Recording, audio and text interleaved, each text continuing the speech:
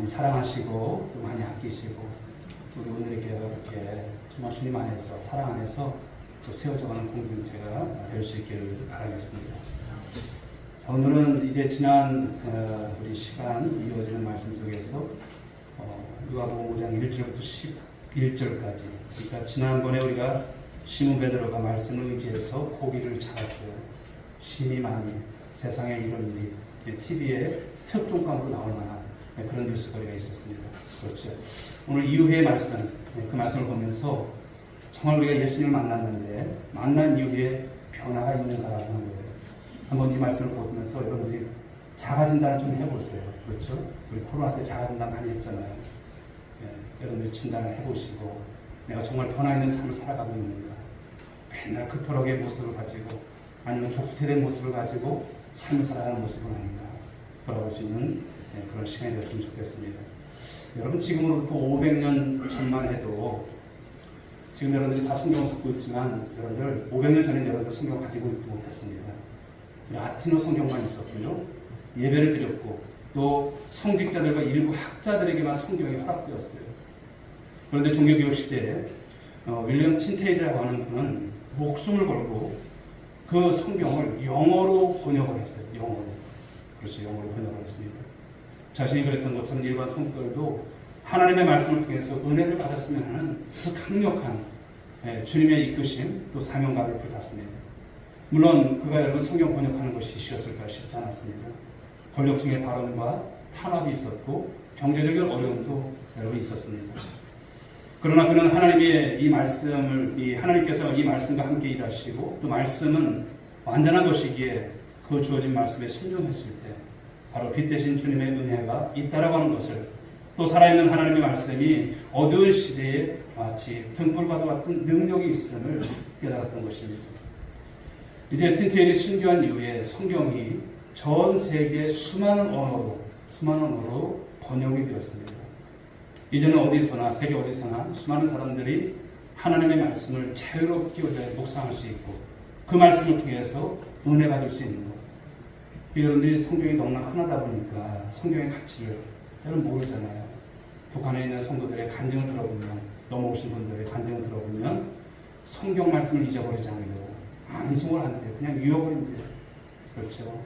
그 말씀 잊어버릴까봐, 찬송가 잊어버릴까봐. 찬송가가 없어요. 성경이 없어요. 그래서 이상 목사님 같은 경우에는 북한 성경을 굉장히 많이 하시는데 성경 보내기 운동을 하지 않습니까? 참 얼마나 귀한 말씀인가. 그래서 여러분들이 육의 양식 부지런히 먹는 것도 중요하지만 영의 양식을 우리가 가까이 하시고 또 부지런히 여러분들 은혜 받는 우리의 삶이 될 줄 믿습니다. 즉 여러분, 이런 그분의 그런 순종이 영적 도화선이 되었던 것이죠. 말씀의 은혜에 온전히 반응한 한 사람의 바로 이 결단으로 인해서 이후에 수많은 사람들이 이 성경을 통해서 회심을 하고 그 주님을 만나게 되고 그리스도의 제자로 헌신하게 되는 것은 여러분 그냥 우연인 것이 아닌 것입니다. 누군가의 여러분 그런 헌신이 있었고 그 말씀이 오늘 우리에게까지, 여러분 이 성경이 우리에게 오기까지 많은 아픔과 역사가 있었다는 것. 우리가 잘 아는 대로 여러분 성경이 이 땅에 여러분 영어로 된 성경이 먼저 왔다는 것. 소천 마량진에 가면 우리 성경 전례지가 있지 않습니까? 우리 한글로 번역돼서 온 성경도 있지만 벌써 200년 전에 성경이 왔다고 하는 사실은 하나님께서 이 땅을 얼마나 사랑하시는지, 그래서 성경 전례지를 갈 때마다 그런 은혜가 있어요. 하나님의 섭리라고 하는 것. 그렇죠. 결코 우연인 것이 아무것도 없어요. 하나님이 먼저 이 땅을 얼마나 사랑하셨으면 먼저 성경을 보내주셨을까. 그런 생각이 되어집니다. 자, 오늘 베드로는 이제 말씀을 의지해서 그물을 들였고 그물이 찢어질 정도로 고기를 잡습니다. 혼자만 잡은 것이 아니라 이제 다른 배를 청해서 두 배가 물에 잠길 정도로 많이 잡은 거예요. 있을 수 없는 일이죠. 그게 그 일이 일어난 것입니다. 베드로 눈앞에서 일어난 이 엄청난 일에 압도가 되었어요. 그냥 기쁜 것이 아닙니다. 어떻게 이런 일이. 그러면서 베드로뿐만 아니라 야고보와 요한을 포함한 함께 있었던 사람들 역시도 이와 같은 여러분 놀라운 은혜를 받게 된 것이죠. 말씀에 의지해서 그물을 내렸지만 이렇게 많은 고기가 잡히더라고 누군들 여러분 예상이나 했고 누군들 그것을 생각이나 했겠습니까? 없었어요. 그런데 오늘 보면 이 놀라운 기적을 체험했던 이 베드로가 어떻게 하는지 잘 보세요. 그 자리에서 어떻게 합니까? 무릎을 꿇어요. 누구 앞에서? 예수님 무릎 앞에 무릎을 꿇고 엎드렸던 모습을 보여주고 있습니다. 8절 상반절 말씀이죠. 시몬 베드로가 이를 보고 예수의 무릎 아래에 엎드려라고 했어요. 자, 이 무릎을 꿇는다는 것이 쉬운 거 아니잖아요. 나의 자존심을 내려놓는 것이고 상대방을 높인다라고 하는 의미가 담겨있는 것이 무릎을 꿇는 거예요. 베드로는 예수님 앞에서 자신의 모든 것을 내려놓고 있다고 하는 거예요. 그리고 고백을 합니다. 8절 하반절에서 어떻게 고백을 했습니까? 같이 읽어봅니까? 같이 읽어보겠습니다. 시작. 주여 나를 떠나소서. 나를 떠나소서. 예수님을 향해서 지금 어떻게 표현했습니까? 주라고 하는 표현을 하고 있어요. 주, 로드. 그렇죠. 그럼 분명 얼마 전까지만 해도 예수님을 어떻게 불렀어요? 선생님이라고 불렀어요. 그 말씀이 5절 상반절의 말씀이죠. 시몬이 대답하여 이르되 선생님 이렇게 했어요. 선생님. 말씀에 푼 이 순종에서 배를 몰고 바다로 나갈 때에도 그는 예수님을 선생님이라고 불렀죠. 깊은 곳에 이제 그물을 내릴 때에도 베드로에게 있어서 예수님은 그냥 단순한 선생님이셨어요. 당시 선생이라고 하는 것은 뭐 그냥 얕잡아 봐서 말하는 것이 아니죠. 그래도 다른 사람들보다는 높은 신분의 사람들을 부를 때 선생님이라고 하는 이 단어를 씁니다. 오늘 베드로는 예수님을 다른 사람보다 조금 더 높은 위치에 오늘 선생님 정도로 알고 있었다고 하는 거예요. 그랬던 베드로가 고기를 잡고 난 이후에는 말씀에 의지해서 고기를 지금 여러분 두 배에 가득 차서 잡았을 때는 이제는 예수님을 어떻게 부릅니까? 주여 이렇게 불러요. 주여. 선생님에서 주여 이렇게 바뀌는 거예요. 이제 그가 하는 것은 무엇입니까? 예수님이 정확히는 다는 모르지만 예수님이 감히 이제 우리가 쉽게 생각할 수 있는 분이 아닌 거예요. 예수님이 누구인지를 비로소 조금씩 알아가게 되는 그 상황 속에서 주여라고 하는 표현을 쓰고 있습니다. 바로 주여라고 하는 것은요, 신적 권위를 가진 대상을 부를 때만 사용하는 거예요. 당시 로마 정권 안에 있어서 바로 황제만이 로드입니다. 주라고는 칭호를 써요. 그런데 예수님 앞에 이것을 쓰는 거 쉽지 않죠. 그런데 예수님께 쓰고 있습니다. 바로 이것은 주여라고 하는 표현은 하나님과 동의어로 바로 사용된 단어입니다. 베드로는 예수님을 한 인간이 아닌 신적 권세를 가진 분으로 오늘 받아들일 것이죠. 나아가서 베드로는 뜻밖의 고백을 합니다. 8절 하반절 보실까요? 읽어봅니다. 시작. 주여 나를 떠나소서 나는 죄인이로소이다. 그렇습니다. 베드로 앞에 계신 분이 하나님이라고 하는 이 사실을 인지한 지금 순간입니다. 그리고 그 앞에 자신이 서 있어요. 그럴 때 여러분 자신이 어떤 싱글인 것을 압니까? 자신 죄인이라고 하는 것. 죄인이라고 하는 것. 이것을 발견합니다. 예수님은 베드로의 이 죄를 지적하지 않으셨어요. 하지만 오늘 베드로는 예수를 믿지 않고 자신의 수고를 의지해서 살아왔던 그 삶 자체가 악하다라고 하는 사실을 깨달은 거예요. 내가 지금껏 살아왔지만 참 악했다라고 하는 거예요. 여러분 어두운 곳에 있으면 머리에 먼지가 있고 옷에 얼룩이 이제 져 있는지 잘 몰라요. 어두운 곳에 있으면. 그러나 밝은 곳으로 나오면 모든 순간 여러분 그 모든 것이 더럽거나 또 그런 얼룩이라고 하는 것 이런 모든 것이 다 금방 드러나는 것이죠. 마찬가지로 죄악된 세상 속에서 우리 자신의 죄인됨을 우리 깨닫지 못하고 삶을 살아왔던 그런 모습일 것입니다. 그러나 사랑하는 여러분, 빛 대신 주님 앞에 거룩하신 하나님 앞에 영광의 아버지 그분을 만나게 되면 그래서 영광의 빛이 우리 가운데 비추기 시작하면 말하지 않아도 내가 하나님 앞에서 죄인인 것이 금방 깨닫게 되는 거예요. 아, 내가 죄인이구나. 네. 누구든지 영광스러운 주님을 만나고 하나님의 임재를 경험하게 되면 나도 모르게 내 입술에서 주여 나를 떠나소서 나는 죄인입니다. 죄인 나는 하나님의 아들이신 당신 곁에 있을 자격이 없는 죄인입니다. 라고 할 여러분 고백이 나온 것입니다. 이세 선지자가 모시아 왕의 죽던 해에 보좌에 앉으신 하나님의 영광을 그가 보게 되지요. 여섯 날개를 가진 천사들이 하나님 보좌 앞에서 두 날개로 얼굴을 가리고 두 날개로 또 발을 가리고 두 날개로 날면서 거룩하다 거룩하다 거룩하다 삼중 여러분 거룩성을 부르며 하나님을 찬양하는 모습을 보게 됩니다. 그때서야 여러분 이사야가 어떤 고백을 합니까? 자, 이사야 6장 5절 말씀을 보실까? 읽어보겠습니다. 시작.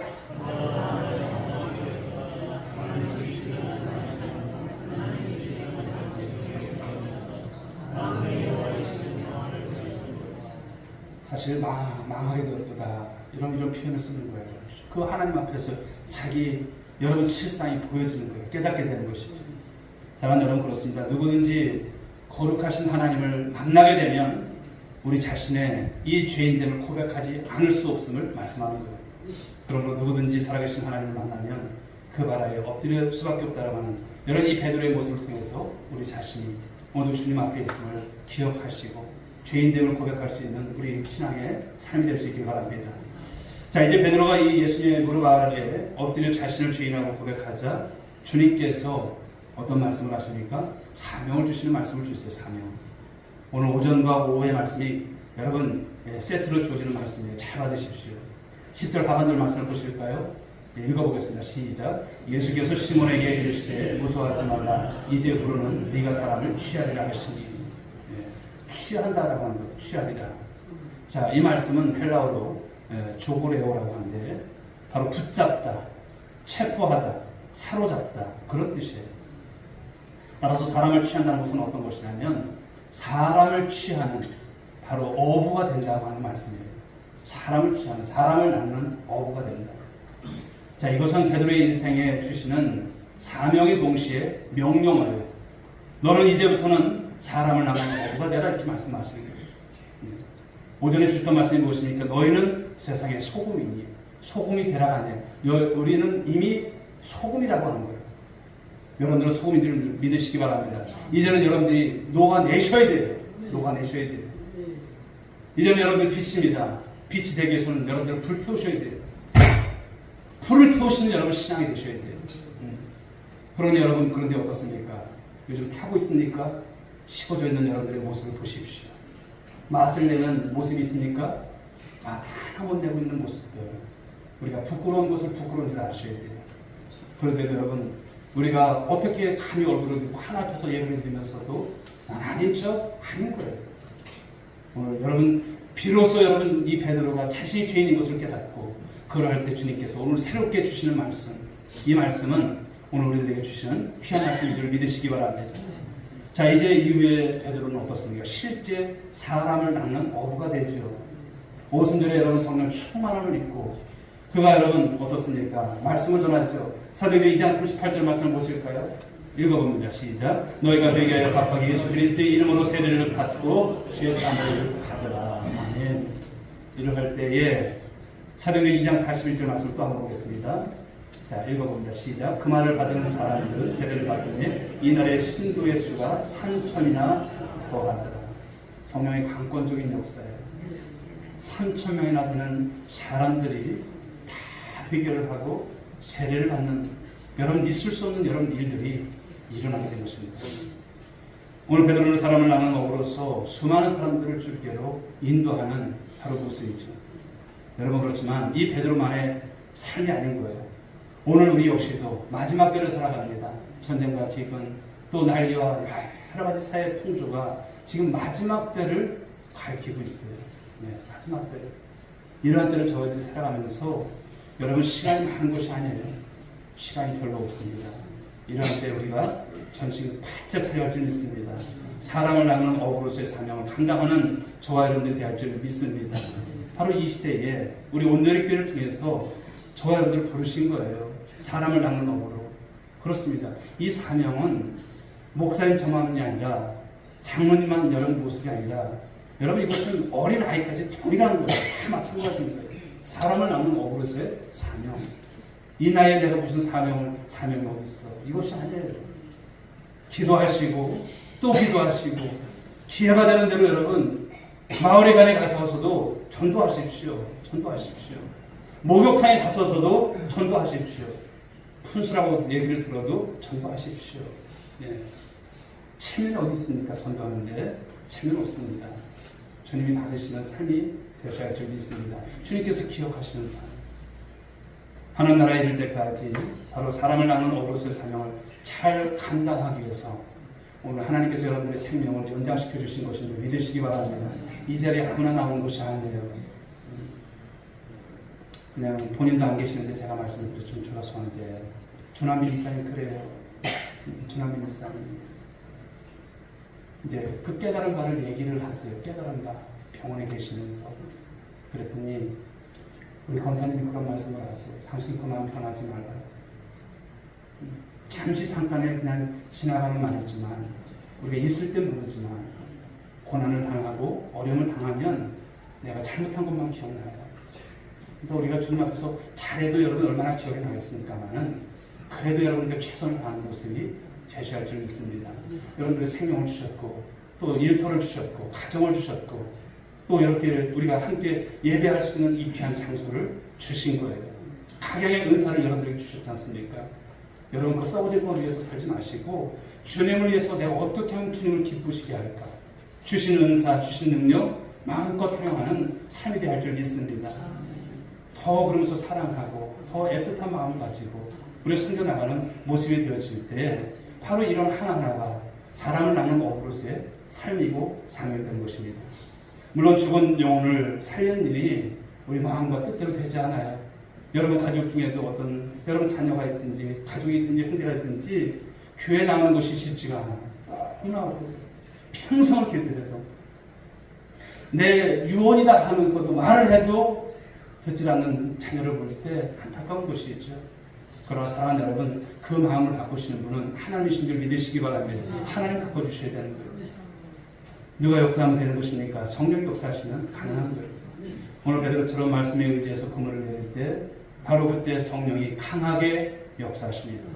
말씀 순종해서 나가 복음을 전할 때 우리의 그 순종을 통해서 성령께서 죽은 영혼을 바로 살려내실 것을 믿으시기 바랍니다. 사람들은 이 땅에서 잘 되는 것에만 관심을 두고 살지요. 하지만 하나님의 관심은 다릅니다. 하나님의 관심. 그분의 관심은 오직 이 땅에 죽어있는 영혼들을 살리는 것입니다. 살리는 것. 그러기 위해서 교회를 세우셨고 그러기 위해서 우리를 오늘도 이 시간 여러분은 이제 상반기를 마치면서 다시 한번 우리에게 각인시키는 말씀을 주시는 거예요. 너 어부였는데 너 어떻게 살았냐 이렇게 말씀하시는 거예요. 너 어부잖아 이렇게 말씀하시는 거예요. 그 어부로서 우리를 부르신 것을 다시 생각나게 하시는 거예요. 생각나게 하시는 거예요. 교회인 우리가 이제 하나님께서 행하시는 놀라운 일들을 생각하시고 또 사람을 낳는 어부로서의 사명을 충성스럽게 감당하게 될 때 바로 우리 오늘의 교회가 하나님께서 꿈꾸시는 바로 이런 모든 역사를 이뤄갈 수 있길 주의 이름으로 축복합니다. 자 이제 10절에서 주님은 베드로에게 말씀을 하시죠. 사람을 취하리라 이렇게 말씀하시기 전에 어떤 말씀이 있습니까? 이제후로는 이 말씀을 먼저 하고 계세요. 이제후로는 사람을 넣는 어부는 아무나 될 수 있는 것이 아니라고 하는 말씀이에요. 아무나 여러분 하는 것이 아니에요. 그냥 말하기 좋아서 여러분들이 하는 말씀이 또한 아닌 것이죠. 그런데 말씀을 보니까 이제후로는 이 과정이 있어야 사람을 취할 수 있는 비로소 그렇게 사람을 낳는 어부가 된다는 말씀을 주시는 거예요. 이제후로는 다시 말하면 주여 나를 떠나소서 나는 죄인이로소이다 라고 하는 이 진실한 고백이 있는 사람만이 사람을 낳는 어부가 될 수 있다 이 말씀인 거예요. 주님을 인격적으로 만난 그런 사람만이 죽은 영혼을 살린다는 것을 말씀합니다. 나는 용서받을 수 없는 완벽한 죄인이구나. 나는 죄인 중에 죄인이구나 라고 하면서 자신의 죄인됨을 철저히 우리가 깨닫고 또 예수님을 믿음으로 참된 용서를 경험한 자만이 바로 사람을 낳는 어부가 된다고 하시는 말씀인 거예요. 근데 오늘 베드로를 보십시오. 베드로가 이런 주님의 부르심에 어떻게 반응을 했는가라고 하는 것이죠. 11절 말씀을 읽어보겠습니다. 11절 말씀 시작. 그들이 베드로를 육지에 대고 모든 것을 버려두고 예수를 따르니라. 여러분 여기에서 중요한 것은 이게 즉시입니까? 차차입니까? 즉시예요. 여러분들의 신앙이 하나님 앞에서 신앙은 어떤 신앙이 되냐면 좀 생각해 볼게요 목사님. 이게 아니에요. 즉시가 돼야 돼요. 즉시. 예. 하나님 앞에서 신앙 고백인 거예요. 저를 보고 여러분들이 신앙사람으로 다 했잖아요. 그러나 주의 종을 통해서 말씀을 전하고 또 여러분들에게 그 말씀이 전달되어질 때는 하나님께서 나한테 지금 긴급성을 요구하시는구나. 즉시라고 하는 것이구나. 차차라고 하시는 이게 구분이 될 줄 아셔야 돼요. 오늘 베드로는 어떻습니까? 즉시 순종합니다. 자신의 모든 것을 내려놓고 주님을 따라요. 쉽지 않죠. 생각하면 이것도 걸리고 저것도 걸리고. 여러분들 신앙생활 할 때 보면 제가 이제 그런 부분들을 모르진 않지만 여러분들이 말씀하실 때 보면 참 어떨 때는 이렇게 했으면 좋겠는데 그렇게 하지 않을 때가 참 많아요. 제가 볼 땐 그래요. 차차라고 하는 부분들을 많이 생각하시는 것이죠. 그러나 사랑하는 여러분, 주님께서 우리에게 긴급성을 가지고 말씀하실 때는 즉시가 여러분 주님 앞에 정말 주님께서 원하시는 모습인 줄 믿으시기 바랍니다. 즉시 순종했던 오늘 이 베드로. 네, 그래서 여기서 말씀을 보게 되면 그들은 베드로의 형제인 안드레, 야고보, 동업자인 야고보, 요한을 말하는데 바다를 떠나서는 살 수 없는 그런 어부들이에요. 뭘 해먹고 살겠어요? 이런 생각이 당장 들지 않겠습니까? 그런데 그들은 배와 그물을 버리고 즉시 예수님을 따랐다고 했어요. 즉시. 자신의 모든 것을 내려놓는다는 것이, 버린다는 것이 여러분 쉽지 않지만 이것이 예수님을 따르는 말씀인 것입니다. 이전까지 갈릴리 바다에서 물고기 잡는 어부의 삶을 살았던 그들이죠. 이제는 어떤 삶이 되어야 되는 것입니까? 죽은 영혼들, 그 영혼을 살리는 예수님의 제자로서의 삶을, 사람을 낳는 어부로서의 삶을 오늘 말씀을 주셨고 그 말씀 앞에 그것을 내려놓고 그것을 버리고 떠난다는 것이, 예수님 따른다는 것이 쉬운 것 아니지 않습니까? 그러나 오늘 여러분 그들은 그런 택함을 오늘 선택을 한다는 것이죠. 이후 사도가 된 베드로, 박해받는 초대교회 성도들을 이렇게 위로를 하죠. 오늘 말씀을 보시게 되면 우리 베드로전서 2장 10절에서 이런 위로를 합니다. 읽어보겠습니다. 시작. 너희가 전에는 백성이 아니더니 이제는 하나님의 백성이요 전에는 긍휼을 얻지 못하더니 이제는 긍휼을 얻은 자니라. 아멘. 이전에와 이후가 달라져요. 그렇죠. 너희가 전에는 하나님의 백성 아니었지만 예수를 믿음으로 이제는 하나님의 백성이 되었다라고 하는 말씀을 주시는 거예요. 하나님께서 책임지시는 인생이 되었다는 것을 말씀하는 거예요. 전에는 너희들이 긍휼을 얻지 못했지만 이제는 긍휼을 얻은 하나님의 백성임을 말씀하고 있다라고 하는 것이죠. 사랑하는 여러분, 그렇습니다. 예수를 믿기 전에 죄로 말미암아서 영원한 이 지옥의 형벌을 받을 수밖에 없었던 저와 여러분들은 본질상 하나님 앞에 죽어도 마땅한 진노의 대상이었음을 말씀하시는 거예요. 본질상 우리가 그런 대상입니다. 그런데 그런 진노의 자식이었지만 이제는 누구의 자녀가 되었습니까? 하나님의 자녀가 되었고 하나님의 긍휼을 얻게 된 것은 모든 것은 하나님의 은혜인 줄 믿으시기 바랍니다. 예수 믿고 여러분 새로운 피조물이 된 사람은 그러므로 이전과 이후의 삶이 분명히 달라야 하는 것입니다. 영어로 말하면 before와 after가 달라야 되는 거예요. 역사적으로 봐도 예수 그리스도께서 오신 사건을 중심으로 무엇이 갈라집니까? BC와 AD가 갈라져. 이것이 분명히 구별되지 않습니까? 우리 인생에서도 그렇다고 하는 것이에요. 우리 인생에 있어서도 BC와 AD가 여러분 분명하게 구별되어야 할 줄 믿습니다. 이전 것은 자꾸만 옛날 생각하지 마세요. 예. 보라 이제는 새 것이 되었다고 말씀하시는 지금의 삶을 살아가는 거예요. 이제 오늘 우리가 지나면 이제 하반기를 시작합니다만 이전에 우리가 잘했던 못했던 지나왔어요. 하나님의 은혜이죠. 그러나 깨닫고 이후의 삶은 애프터는 이전보다도 더 나은 삶이 되시고 더 하나님께 영광이 되는 우리의 여러분 신앙과 모습이 될 줄 믿습니다. 주님을 만난 사람들은요, 주님을 만난 사건을 기준으로 이전과 이후의 삶이 분명히 달라집니다. 사도 바울을 보십시오. 잘 알지 않습니까? 부활의 주님을 만나기 이전에는 십자가의 원수로 살았던 그였습니다. 예수 믿는 사람들을 핍박하고 잡아 죽이기를 서슴지 않았던 바로 스데반의 순교 전장에 있었던 청년 사울이었던 그였습니다. 그런데 담에색 도상에서 부활하신 주님 만난 이후에는 자신의 모든 것을 걸고 복음을 위해서 달려가는 인생 살아가지 않습니까? 오직 복음이에요. 예수를 위한 삶이에요. 예수님께 빚진 자의 심정을 가지고 살아갔던 사람, 죄인 중에 괴수라고 하는 이 표현 썼던 그가 여러분 가짜였을까? 아니에요. 진실한 모습인 것이죠. 예수님 알고 난 이후에 인생의 방향이 완전히 뒤바뀌는 모습, 180도예요. 그렇죠. 완전히 달라진 것입니다. 생각이 바뀌고 가치관이 바뀐 여러분 그의 삶, 인생의 우선순위가 바뀌었다는 거예요. 오늘 여러분들의 인생에 있어서는 우선순위가 뭘까요? 바뀌어진 삶의 내용은 어떤 것이 있을까요? 한번 보십시오. 오늘 여러분들의 이제 후로는 어떤 모습인가 한번 보십시오. 여러분의 인생은 어떻습니까? 예수님을 만나기 이전과 이후의 삶이 오늘 나는 분명히 다르다고 하는 분들은 얼마나 계실까요? 만약 그렇지 않다면 어쩌면 여러분은 아직 주님을 우리가 온전히 만나지 못한 삶일 수도 있다고 하는 것을 말씀합니다. 물론 예수님 만난 이후의 삶이 완벽하다, 퍼펙트하다, 정말 완전하다 그런 것 아니에요.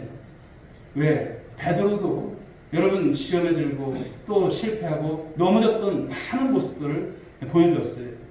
하지만 예수님 만난 사람들은요, 인생의 방향이 바뀝니다. 인생의 우선순위가 바뀌죠.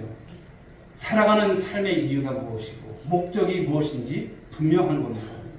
내 안에 예수님의 생명을 가지게 된 것, 실패하고 넘어졌어도 예수의 피 한 방울을 의지하여 다시 일어서는 삶이라고 하는 것을 말씀합니다. 여러분들에게 다시 한번 묻습니다. 여러분 베드로처럼 살아계신 그 주님을 만나셨습니까? 여러분들 만나셨습니까?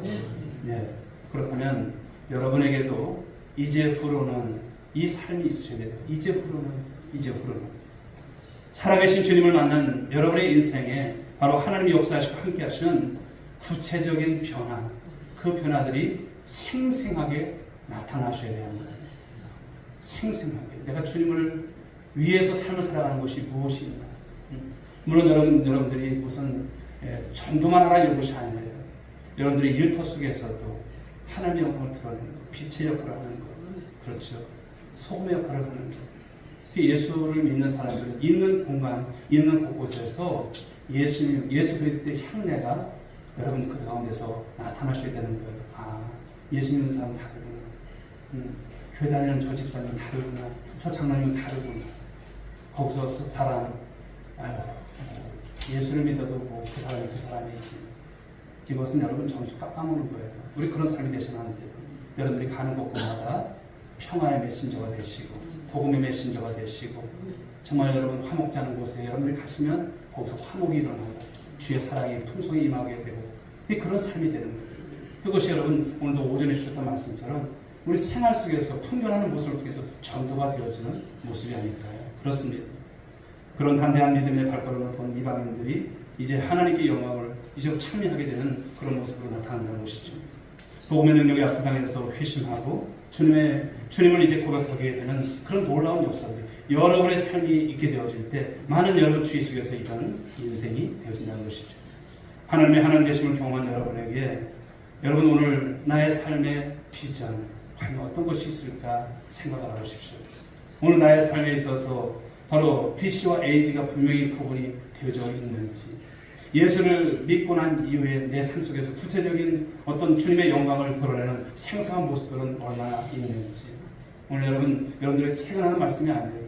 다시 한번 상관계를 결산하고 이후에는 내가 예수 믿는 자인데 내가 그래도 정말 주님께서 부족하지만 나를 하나님께서 주의 종으로, 나를 하나님께서 또한 장로로, 권사로, 또 집사로, 또 하나님께서 나를 성도로서 불러주셨는데 라고 하는 생각을 가지시면서 변화가 있는 삶을 꿈꾸시고 그 변화 있는 삶을 위해서 또 한 주 한 주 살아가시고 한 주 한 주 살다 보면 또 금년 하반기가 금방 또 마감이 될 거예요. 한 해가 얼마나 짧습니까? 그 짧은 속에서도 오늘도 정신 바짝 차리시고 내 할 바를 오늘도 감당해 나가는 우리 성도들 모두가 될 수 있기를 주님의 이름으로 축복합니다. 자, 우리 찬송 510장 우리 찬송 들으시고 기도하겠습니다.